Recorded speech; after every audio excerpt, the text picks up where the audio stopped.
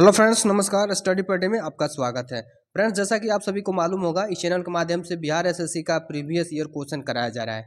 3000 प्रश्नों का एक प्रीवियस ईयर सीरीज चल रहा है, जिसको इस चैनल के माध्यम से कराया जा रहा है। देखिए, आपको इस चैनल पे लुसेंट और घटना चक्र का subject wise history, geography, polity, economics और साइंस में फिजिक्स, केमिस्ट्री, बायोलॉजी का आपको इसमें मतलब कि कराया जाएगा। ठीक है, लुसेंट का एक एक लाइन फ्रेंड्स मैं आपको आसान भाषा में याद करा दूंगा, जो एग्जाम की दृष्टि से महत्वपूर्ण है। उसी टॉपिक को पढ़ेंगे हम लोग और उसी मतलब सवाल को इसमें कराया जाएगा।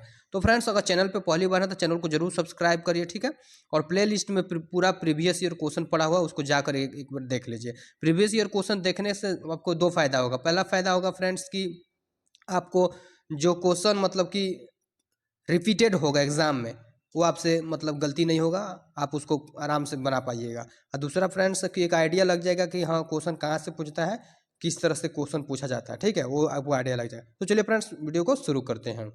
तो चलिए फ्रेंड्स, आज का जो वीडियो है, चलिए पहला क्वेश्चन है।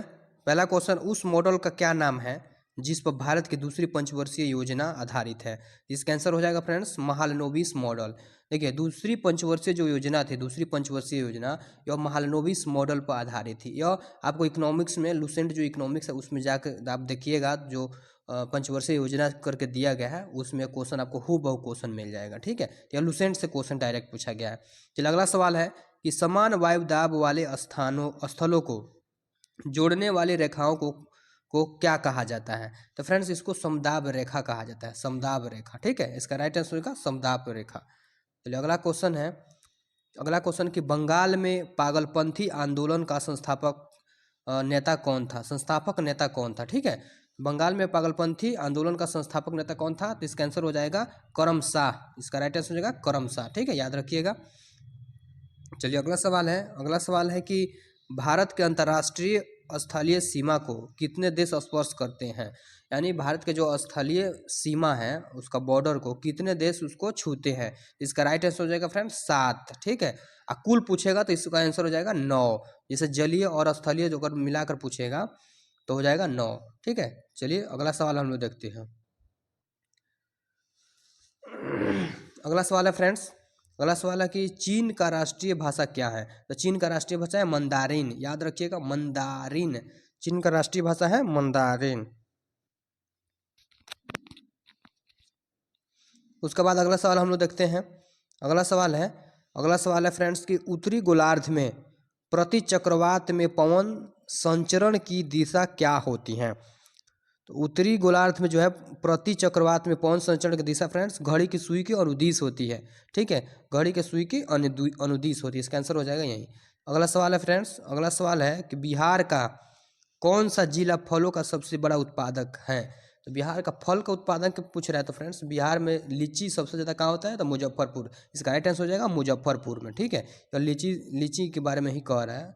दूसरा फल बिहार में होता कहाँ है, लीची और केला जो होता है, केला होता है हाजीपुर में और लीची होता है मुजफ्फरपुर में। ठीक है, जिसका राइट आंसर हो जाएगा मुजफ्फरपुर। चलिए अगला सवाल हम लोग देखते हैं। अगला सवाल है कि वुड डिस्पैच किससे संबंधित है। तो यह शिक्षा सुधार से संबंधित है। ठीक है, वुड डिस्पैच शिक्षा सुधार से संबंधित है।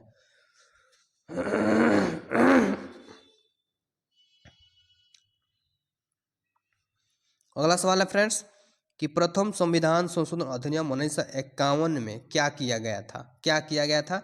तो इसमें फ्रेंड्स लोकसभा में प्रतिनिधित्व के अनुपात को पुनः निर्धारित किया गया था। पुनः निर्धारित किया गया था। ठीक है, तो अगले सवाल देखते हैं हम लोग। अगला सवाल है कि राज्यपाल और मंत्री परिषद के बीच संवाद के प्रमुख तंत्र के रूप में मुख्यमंत्री के कर्तव्यों का उल्लेख किस अनुच्छेद में है। तो संविधान किस अनुच्छेद में है। तो अनुच्छेद 167 में। याद रखिएगा, 167 में मुख्यमंत्री के कर्तव्यों का उल्लेख किया गया है।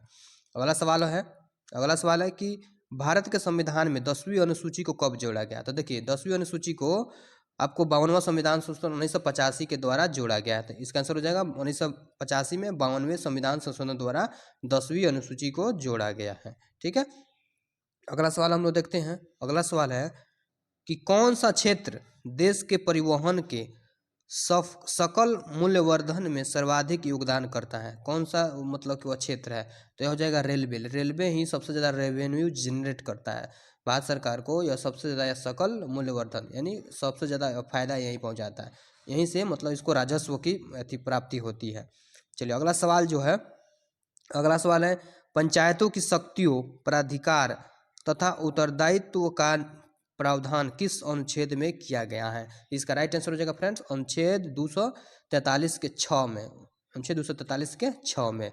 चलिए अगला सवाल है कि म्यांमार का पुराना नाम क्या है? तो म्यांमार का पुराना नाम है फ्रेंड्स वर्मा, ठीक है, जो भारत के पूर्वोत्तर में पड़ता है। म्यांमार का पुराना नाम पूछ रहा है तो वर्मा हो जाएगा, ठीक है। चलिए अगला सवाल है, अपसारी सीमा का सबसे अच्छा उदाहरण क्या है?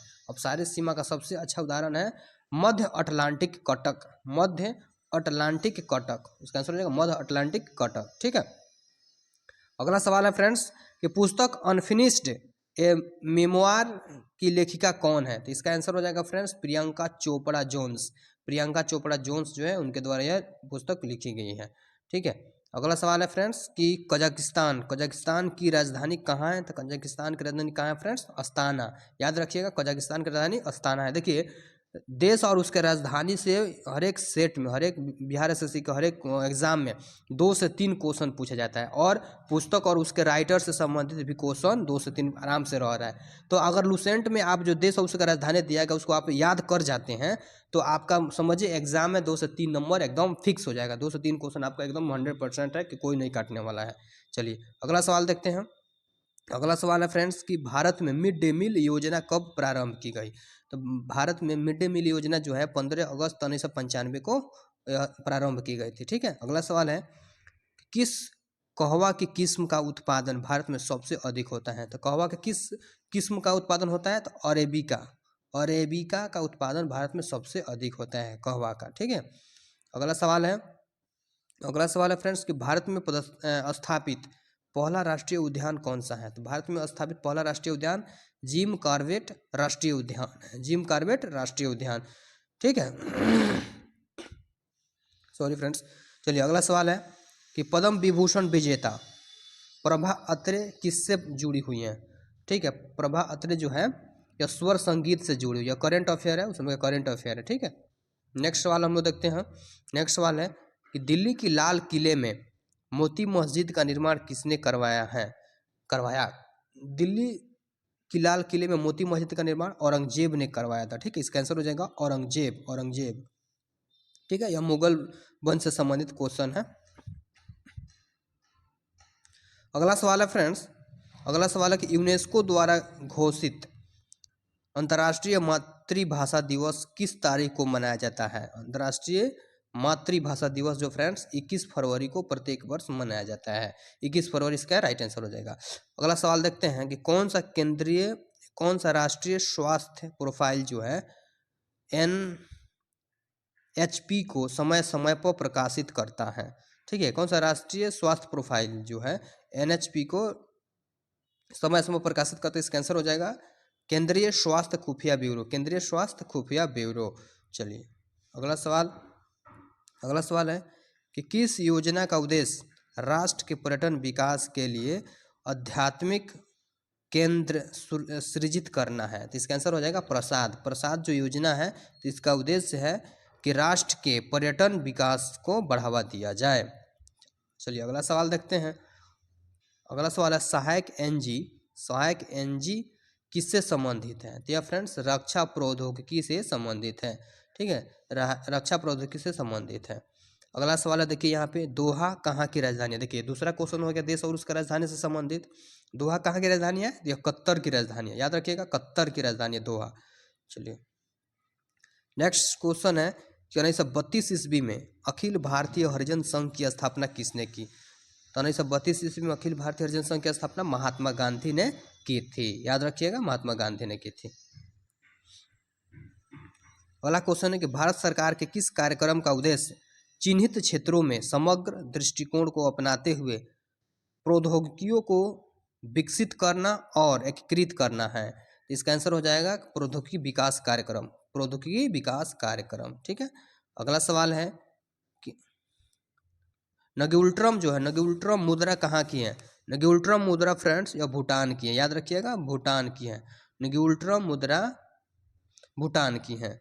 चलिए अगला सवाल है, अगला सवाल है कि भारत के अंतर्राष्ट्रीय व्यापार की मात्रा का कितना प्रतिशत नौ परिवहन के द्वारा होता है? नौ परिवहन के द्वारा होता है, तो इसका आंसर हो जाएगा 95%, 95%। ठीक है। चलिए अगला सवाल है कि भारत का सबसे ऊंचा रेलवे पुल किस नदी पर बना है? तो फ्रेंड्स यह जम्मू कश्मीर में बना है, जम्मू कश्मीर में J&K, जम्मू कश्मीर में बना है चिनाब नदी पर, याद रखिएगा चिनाब नदी पर। भारत का सबसे ऊंचा रेलवे पुल चिनाब नदी पर बना है, ठीक है, जम्मू कश्मीर में है। चलिए अगला सवाल फ्रेंड्स हम लोग को देखते हैं। अगला सवाल है कि भारत का सबसे बड़ा रबर बांध कौन सी नदी पर बना है? तो इसका आंसर हो जाएगा फ्रेंड्स फल्गु नदी पर, याद रखिएगा फल्गु नदी पे जो है भारत का सबसे बड़ा रबर बांध बना है। अगला सवाल है फ्रेंड्स, महारानी एलिजाबेथ द्वितीय जिनका हाल ही में निधन हुआ है ने कितने वर्षों तक शासन किया? तो ये फ्रेंड्स ये 70 वर्षों तक शासन किया अपने, ठीक है, वहाँ पे 70 वर्षों तक शासन की इंग्लैंड में। चलिए अगला सवाल है कि पेट्र अघाट, पेट्र अघाट मत्स्य गोदीवाड़ा के रूप में विकसित किया गया है। यह जो है कहाँ पर स्थित है? यह कहाँ पर स्थित है? तो पश्चिम बंगाल में स्थित है। आपका आंसर हो जाएगा पश्चिम बंगाल। चलिए अगला सवाल देखते हैं कि बक्सर विद्रोह किससे संबंधित था? तो बक्सर विद्रोह फ्रेंड्स चीन से संबंधित है, ठीक है, चीन से संबंधित बक्सर विद्रोह। चलिए अगला सवाल है, बढ़िया अच्छा सवाल है। अगला सवाल है बिहार सोशलिस्ट पार्टी के प्रथम अध्यक्ष कौन थे? बिहार सोशलिस्ट पार्टी के प्रथम अध्यक्ष कौन थे? आचार्य कृपलानी थे, आचार्य कृपलानी, इसका आंसर हो जाएगा आचार्य कृपलानी।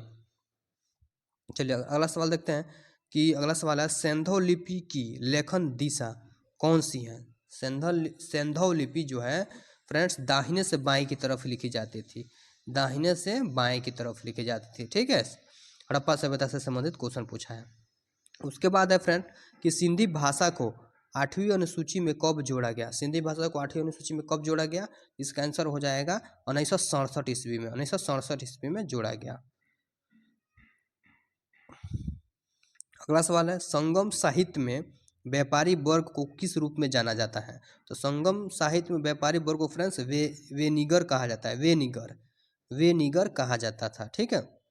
अगला सवाल है फ्रेंड्स कि पश्चिमी पाकिस्तान के साथ स्वतंत्रता की लड़ाई लड़ने वाली पूर्वी पाकिस्तान जो अभी वर्तमान में बांग्लादेश है, पूर्वी पाकिस्तान के सशस्त्र सेना का नाम क्या था? तो उस समय जो बांग्लादेश की जो पूर्वी पाकिस्तान था उस समय जो है स्वतंत्रता की लड़ाई लड़ रहा था, तो उस सेना का नाम था मुक्ति वाहिनी सेना, मुक्ति वाहिनी सेना थी, ठीक है।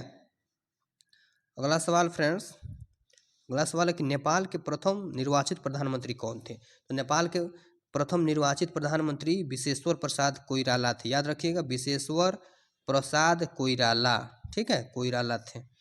उसके बाद अगला सवाल है कि अपच में उपचार के लिए किस प्रकार की दवाओं का उपयोग किया जाता है? अपच यानी अनपच जो होता है भोजन करने के बाद, उसमें किस प्रकार के दवाओं का इस्तेमाल किया जाता है? देखिए अम्लत्व नाशक दवा का प्रयोग किया जाता है, अम्लत्व जिसमें अम्ल हो, अम्लत्व नाशक दवा का प्रयोग किया जाता है। उसके बाद फ्रेंड्स अगला सवाल है कि स्तनधारियों में लिंग क्रोमेटिन या बार बॉडी होते हैं, उसका उदाहरण क्या है? उसका उदाहरण है वैकल्पिक हेट्रोक्रोमेटिन, वैकल्पिक हेट्रोक्रोमेटिन, इसका आंसर हो जाएगा वैकल्पिक हेट्रोक्रोमेटिन। चलिए अगला सवाल है फ्रेंड्स कि कोरियोलिस बल तथा दाब प्रवणता बलों में संतुलन से उत्पन्न समदाब रेखाओं के समानांतर पौने क्या कहलाती हैं? तो इसका आंसर हो जाएगा भूविक्षेपी हो जाएगा, ठीक है, भूविक्षेपी। अगला सवाल किस तत्व तक अष्टक का नियम लागू पाया गया? किस तत्व तक? तो कैल्शियम तो जो है ना अष्टम का नियम पाया गया था, ठीक है। और अगला सवाल है कि जल के पोषक समृद्धि द्वारा झील का प्राकृतिक काल प्रभावन एंजिंग दर्शाने की क्रिया को क्या कहते हैं? तो इसका आंसर हो जाएगा सुपोषण, आंसर हो जाएगा सुपोषण। चलिए अगला सवाल देखते हैं कौन सा वर्ल्ड फ्लू वायरस है जिसे एवियन फ्लू वायरस भी कहा जाता है। तो इसका आंसर हो जाएगा H1N5, H1N5, ठीक है। इसका आंसर H1N5। एक होता है फ्रेंड्स H1N1, तो फ्रेंड्स ये भी वायरस है या विषाणु से होता है, ठीक है। पूछता है यह रोग किसके कारण होता है, एक विषाणु से, मतलब विषाणु के कारण होता है। H1N1 क्या है, एक विषाणु है, ठीक है। चलिए अगला सवाल देखते हैं। अगला सवाल है फ्रेंड्स कि रोग स्लीपद जो है एलिफेंटिएसिस का कारक कौन है। तो इसका आंसर हो जाएगा बुचेरेरिया के कारण जो है रोग स्लीपद होता है, ठीक है। अगला सवाल है कि हमारे शरीर की दैनिक लय 24 घंटे के नियमन का एक महत्वपूर्ण कार्य कौन सा हार्मोन करता है, और यह कहाँ से, और यह मतलब कि इसका श्रवण किस ग्रंथि से होता है, ठीक है। तो यह हो जाएगा, हार्मोन का नाम है मेलेटोनिन हार्मोन है, और यह पिनियल ग्रंथि से निकलता है, पिनियल ग्रंथि से, ठीक है। याद रखिएगा, बायोलॉजी का बहुत जबरदस्त क्वेश्चन है। अगला सवाल है फ्रेंड्स कि प्रकाश के अवयवी वर्णों में विभाजन को क्या कहते हैं। इसको कहते हैं वर्ण विक्षेपण। जब प्रिज्म से सूर्य का प्रकाश गुजरा रहता है तो 7 रंगों में विभाजित हो जाती है, उसी को कहते हैं वर्ण विक्षेपण, ठीक है।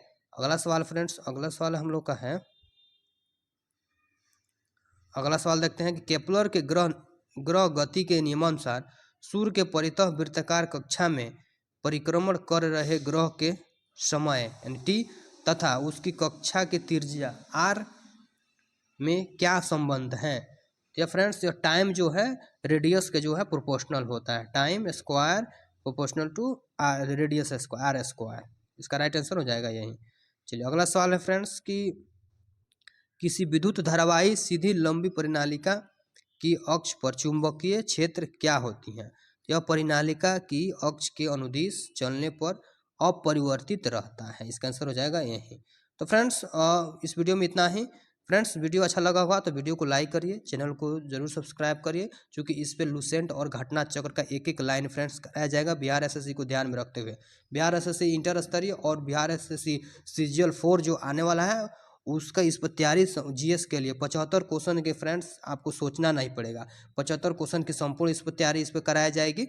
तो फ्रेंड्स इस चैनल को जरूर सब्सक्राइब करिए और हमारे साथ जुड़िए, इस परिवार का हिस्सा बनिए, ठीक है फ्रेंड्स। मिलते हैं नेक्स्ट वीडियो में, तब तक के लिए जय हिंद।